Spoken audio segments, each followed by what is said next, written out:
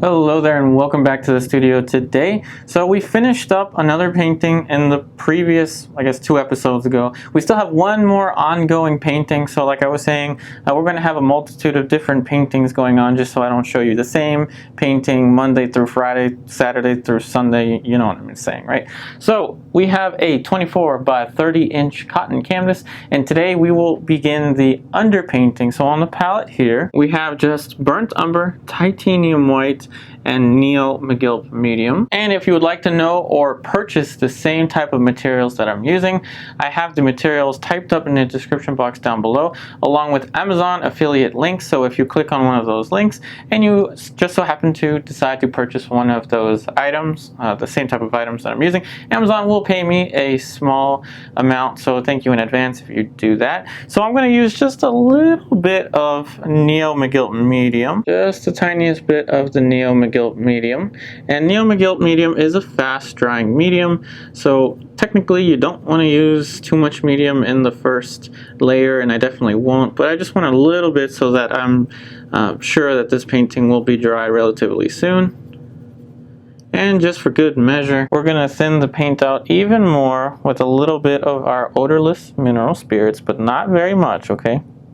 And here we have an image of our model Madeline. Yes, we are painting Madeline again. So I'm going to keep an image of her to the top left corner of your screen. So again, you will see with many artists, we tend to use the same models repeatedly, just because when you have someone that is reliable in terms of, you know, showing up and allowing you to take photo reference and all of that, you tend to use the same kind of model you know, over and over. But again, it's a different composition that you're seeing in the photo reference, and it's different lighting, just everything's different, okay? All right, so we're going to use that drawing color that we have already established.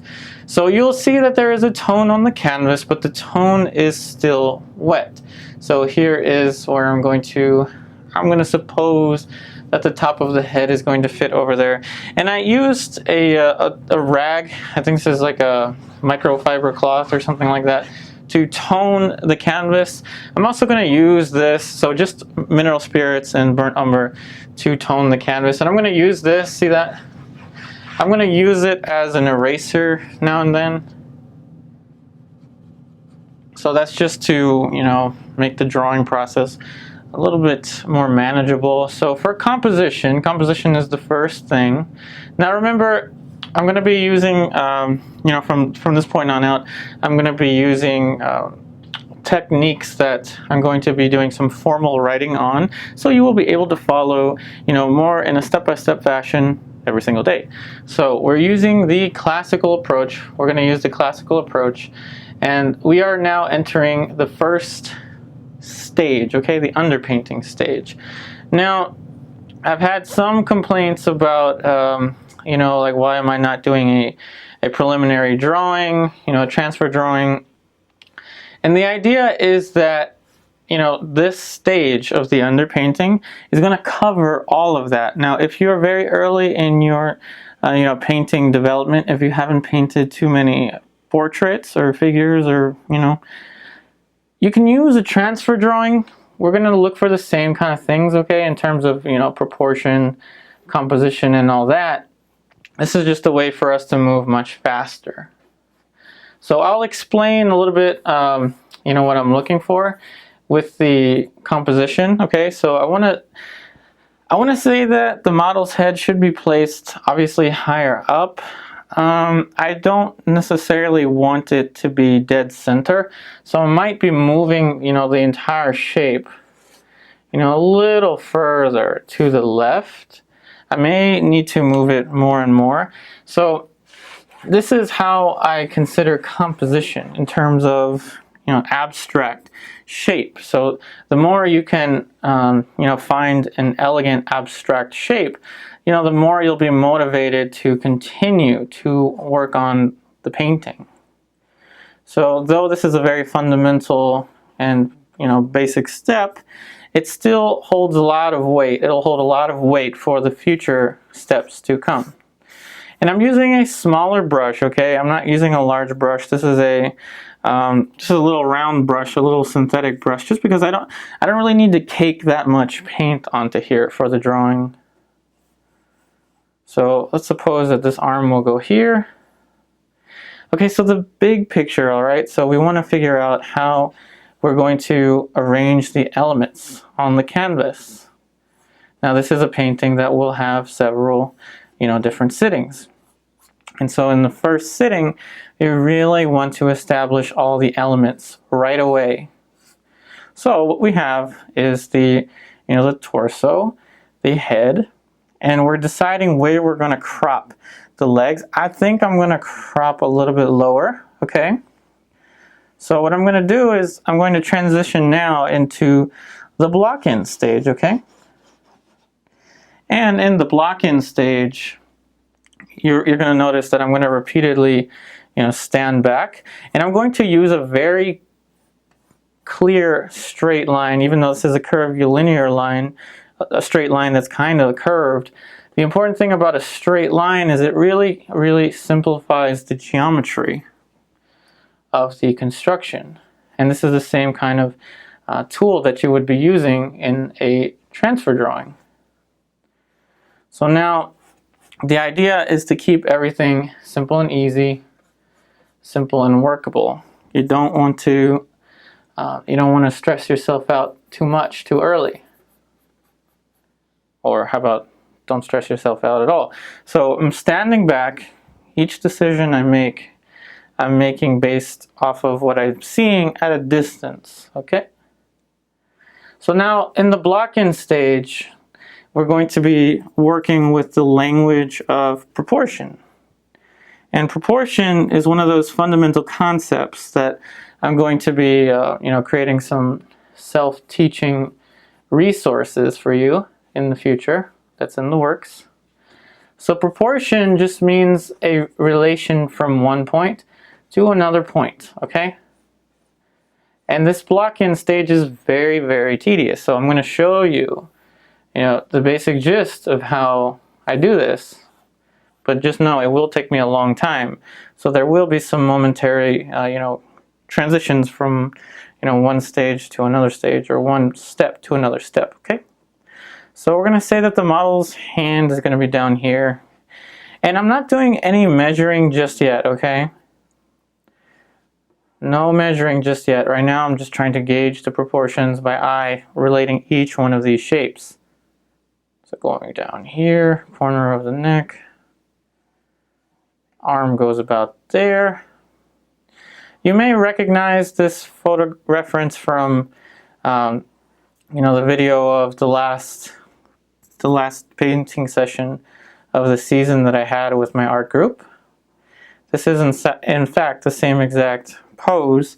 Madeline let me take some more pictures for larger paintings, so that's what we're doing here.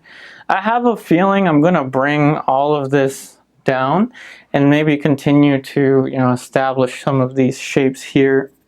So I'm going to let this be. Now the leg, the leg is over here. I'm going to say that the knee is going to fit here, okay?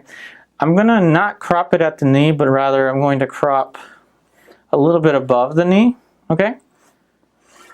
I have a feeling this might have to go down.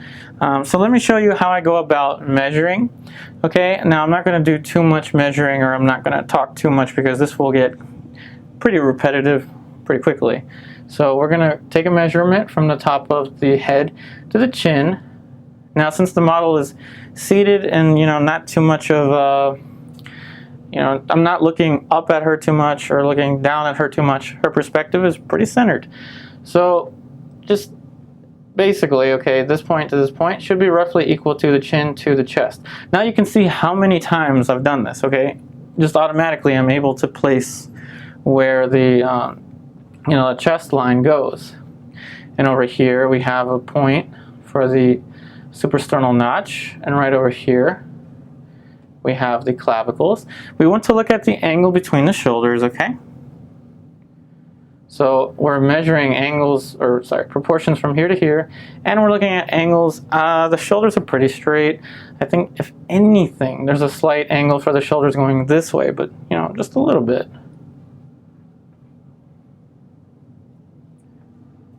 Just thinning out the drawing color a little bit with the odorless mineral spirits. So So just a little bit of an angle there. Now, the next thing that I want to do is relate now this point here. So this measurement that we had, okay, and I'm going to carry it down again. Where does it land? It lands somewhere, whoops. It lands somewhere over there.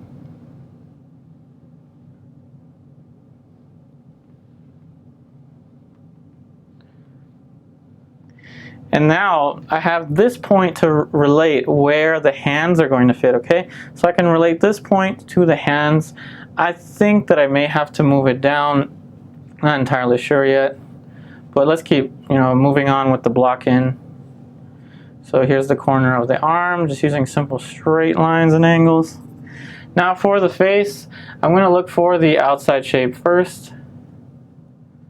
So, the outside shape is one of the easier things to look for first, just because it's, a larger shape. And this goes all down. Notice how I'm trying to keep the the marks very crisp and clean and clear. Sometimes you'll see me do a block in like a sword fighter. Other times you'll see me be a little more patient and a little slower moving. So right there, I mean, that's obviously off, for her cheeks or whatever, but I don't care about that. I'm looking for just a simple gesture, and I'm going to show you what I mean by that. And after we get this gesture, we might block in the dress, and then I'll continue to work on this, and then, yeah. Okay, so the gesture is the overall movement of the pose, okay? So we want a center line, okay? So this center line is telling us, that the model is in 3/4, but a little bit closer to profile. This is the axis for the eyes. This is the axis for the eyebrows, super simple. Here we have axes for the nose, axes for the mouth, okay. And now what we want is a little concavity for the side of the eye socket. There we go. I can already see that the nose is too far down. So typically, here's what I'm going to do. I'm going to get a clean brush now just to move the shapes around. So typically, you want to look at thirds. From the top of the hairline to the eyebrow is a third. So from here to here is a third. From here to here is another third. From here to here is another third. Typically, okay? We all vary slightly. We can start off with the basic, okay? So the basic, what I just described to you, gets us in the kind of the human realm of things. And what we do then is just kind of decide, well, how does our model differ from those basic proportions?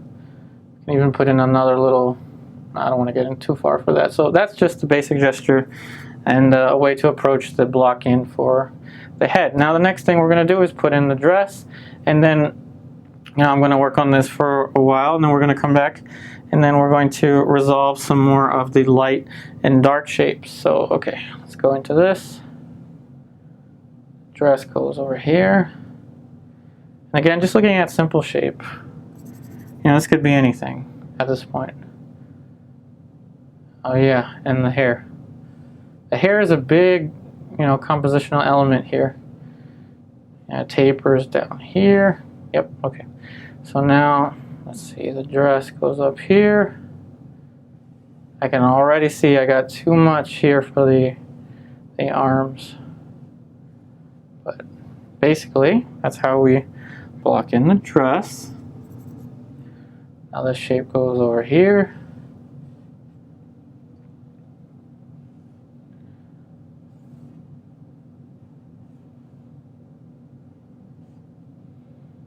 Okay.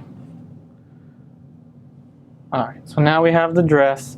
We have the positioning of the torso. We have a little bit of an angle here for the lower portion. My guess is that I'm going to have to look at this proportion from here to here. So I'm going to continue to work on that, and that's going to take maybe, an hour, 2 hours for me to continue, maybe more for me to continue to refine these shapes, but take a look at it right now, okay? Because this is all the information that I need for the block-in. This is all the information that I need for the composition. I really don't need that much else. After I refine these lines, then I will start to block in some more simple dark shapes in the background, and then we'll move on from there. All right, after spending an eternity on the simple outline block-in, like I said before, now we're going to start to get into the putting in some dark shapes. So the problem is that this layer that I put, the wet layer, is starting to, dry. So I have to be very kind of tactical with how I leave these dark shapes.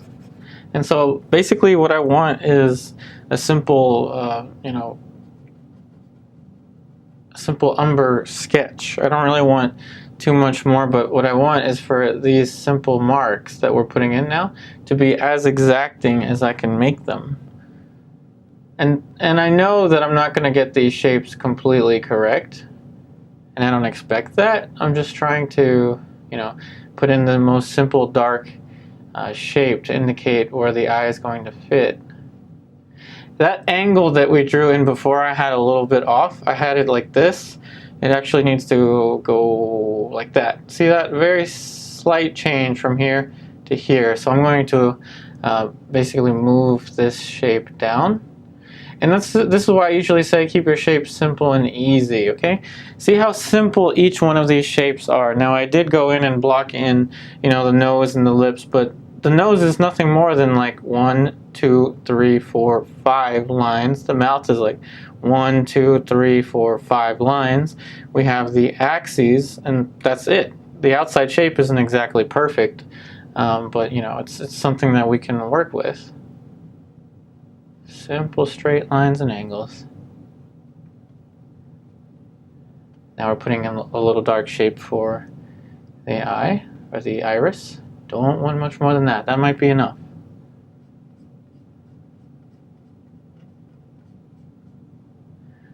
Now for the eyebrows. And I'm keeping the paint pretty thin, but not watery thin. That is, I don't want the paint to be, dripping off the surface or anything like that. Now for the nose, I really want to look for the most simple shapes that I can block in. How about, okay, so the nostril,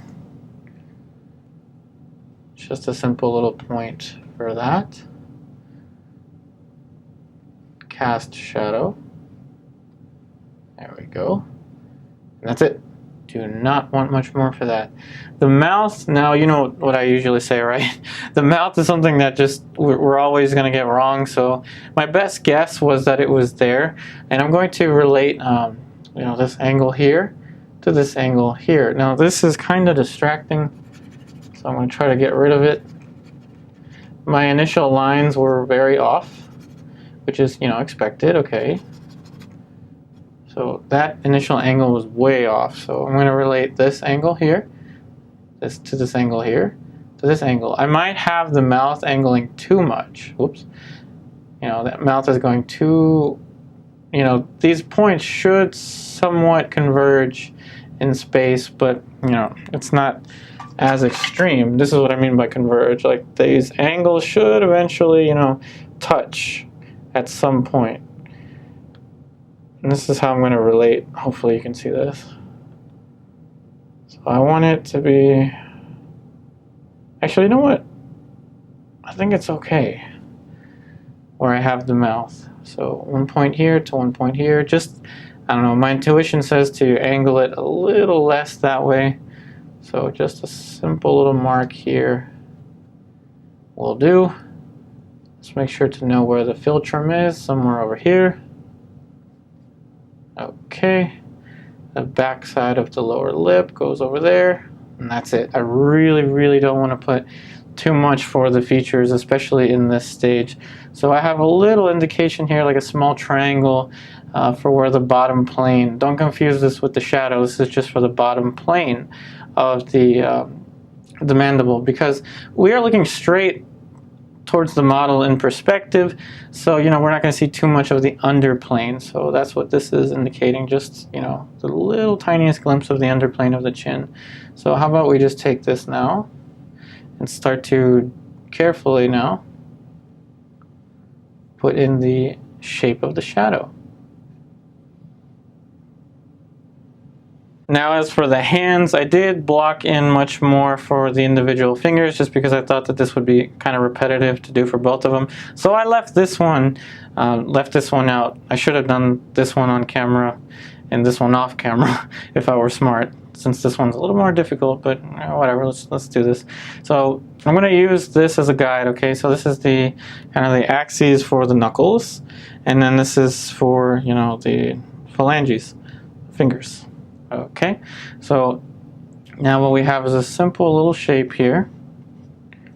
Though these lines are very minimal, you can see I've been wiping out a lot in the background. So basically, my tactic towards this is to, try to get the most exacting shape with simple line as I can, back up and then kind of erase it and then repeat the process, until I get the right shape. Let me show you what I mean, okay? So here's the corner of the finger on one side. Now this goes up. Simple little shape there. This is going to be very difficult because the fingers, the phalanges, are pretty much cropped over here, okay?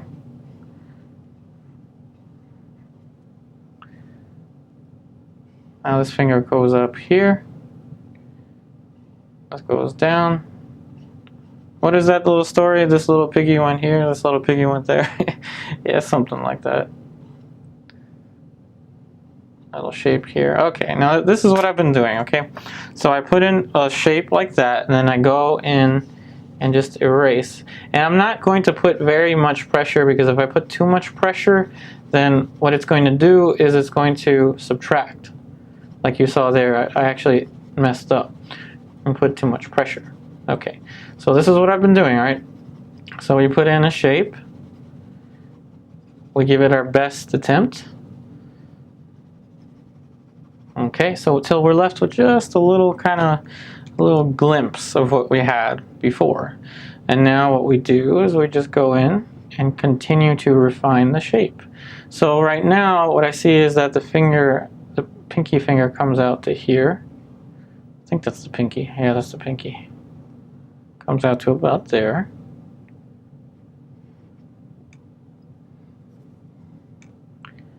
Added a little more mineral spirits to the brush. Okay, so if that's the pinky, we'll follow through with the other finger. One here, here, and then there. So this finger angles up a little bit more. So what I'm thinking of is this little axis here between the phalanges, between the fingers. Just like we have here, I'm establishing it there. Alright, so now this shape goes all the way up here. Okay. And now I have to be very careful not to invest too much into minutia, into tiny detail, which is what my tendency will be. My tendency will be to try to draw out the fingers as perfectly as possible. But this is my guide, okay? This is what I'm trying to. These may look like, like 7-Eleven hot dogs right now, but that's not, that's not going to bother me. The aesthetic of it. Forgive my silly comparisons. Okay. So now that we have that, I see that, I can put much more specificity towards what's going on in here. But what I'm going to do is I'm now going to lock in on this outside shape. I think the outside shape is doing okay.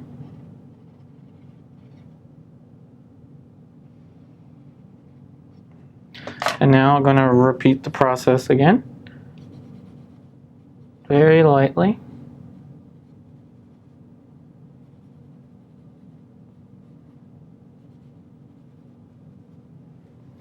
Might have to use a more dry area of this cloth.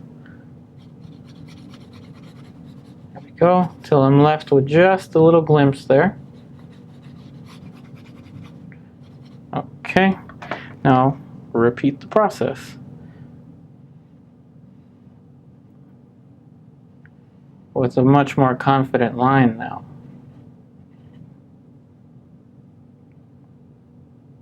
Axes for the phalanges.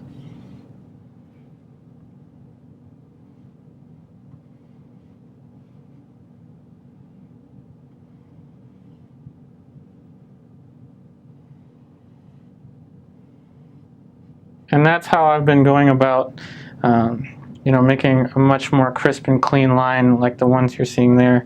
It's just by repeatedly going in and subtracting, or you can call this kind of like ghosting a certain area and then coming back into it and making it more and more. But of course I don't want it to stay so dark, so one more time. We're going to actually subtract a little more.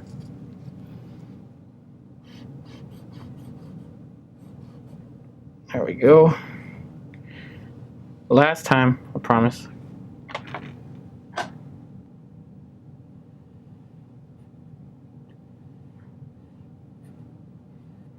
Okay. Alright, so now that we have the composition mapped out, that is an abstract shape that I find aesthetically appealing for this canvas, and we now have the proportions established with simple straight lines and angles. Not saying that they're 100% correct, but they're very clear. So the small brush, just checking all of these proportions using straight lines and angles. So that's it. We have the composition and we have the block in. The next thing I'm going to do is to go into the dark values. So I'm going to be prioritizing the poster image. And remember, the poster image is when you prioritize the divisions between light and shadow. So that's going to be transitioning into tomorrow's episode. That being said, I really do hope that today's episode helps you out. Always remember, in a world that can be so negative, okay? Be the spark that ignites positivity amongst all of us. I really do think that, these paintings really do bring me tremendous joy in the learning experience and in just creating these paintings. I really want to share this experience with you every single day. I truly do hope that you have a wonderful day, and I'll see you tomorrow.